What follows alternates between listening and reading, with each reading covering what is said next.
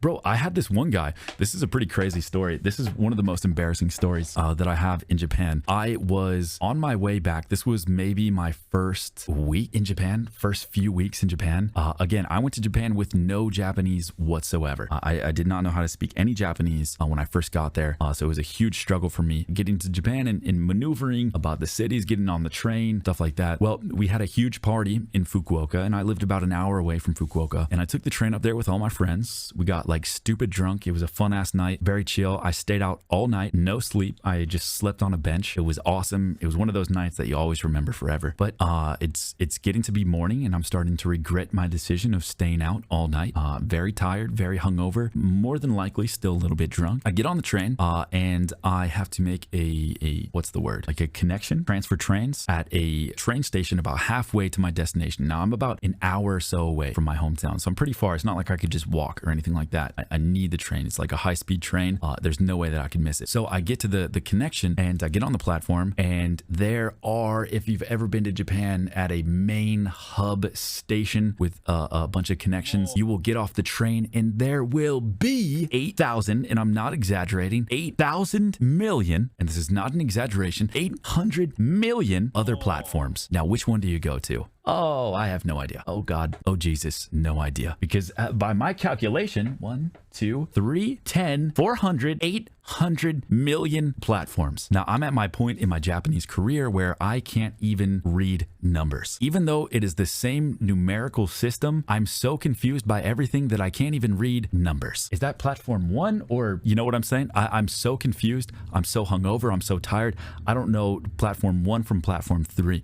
And I'm walking around. I'm trying to figure out where the fuck I'm going. And I get to that point of my wanderings. I get to the point of my investigation of which platform I'm supposed to get on, that I'm desperate. Now, this is something every man tries to stray away from. This is something every man fears in his life. I'm going to have to ask for directions. I'm going to have to interject myself into someone else's life, speak words to them, convey a question in an understandable manner, and have them respond back, acknowledge what they've said, absorb it, and use that information to complete the mission. Now, this is my worst fear. This is something I try to avoid at all costs in everything that I do. Oh, for fuck's sake. Now, guess what? I have to do it in Japanese now. Oh, for fuck's sake, dude. I don't like doing that in English. I don't even like doing that over the phone. Now I have to do it in person and in Japanese. Okay, I'm gonna have to find someone. I'm gonna have to find someone weak. I'm gonna have to find someone by themselves and weak enough that if I stumble in conversation, it won't matter. I'm looking around. There you are. And I walk over. It's this small, slender young man, and I go over to him in Japanese, and I say, in the worst, and again, I don't know any Japanese at this point, in the worst Japanese you've ever heard in your life, I say, sumimasen, kono platform wa, and then I say my city name, desu ka? And he was looking at his phone the whole time. He puts his phone down, looks me in the eyes, and he says, oh, dude, I'm American. I'm just as lost as you are. He was some fucking Navy guy, dude. He was like a Filipino Navy guy.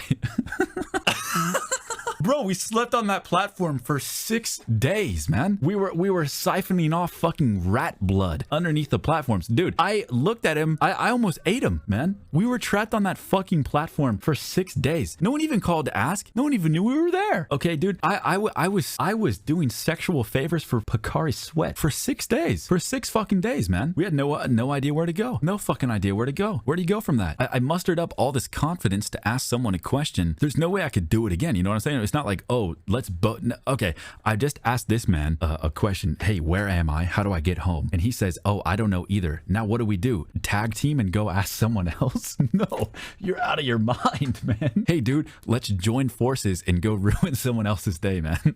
Yeah, go gang up on some Japanese guy and bombard him with, hey, where are we? Dude, hey, we're both down and out on our luck. Let's join forces and go investigate where the fuck we are. Hey, why are there so many platforms here? Which one takes me home? Well, lo and behold, luckily, this guy he turns out to be, I think he was half something and something, but he was actually half Japanese too. He turned out to be half Japanese, and he was American. He was born in America, but he had a lot of family in Japan.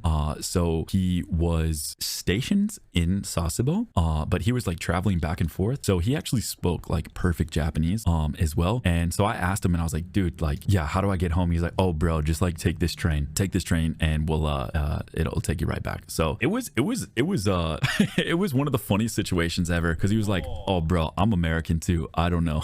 He was just like messing with me. Oh man, yeah, it was really cool. He was a really nice guy, actually. Yeah, that was one of my favorite interactions. He was just a cool guy, and we just talked the whole way. It was one of those awkward things where it's like I talked to him and now we both speak the same language, so like now what do? Do I just like go stand on the other side of the platform and sit in silence?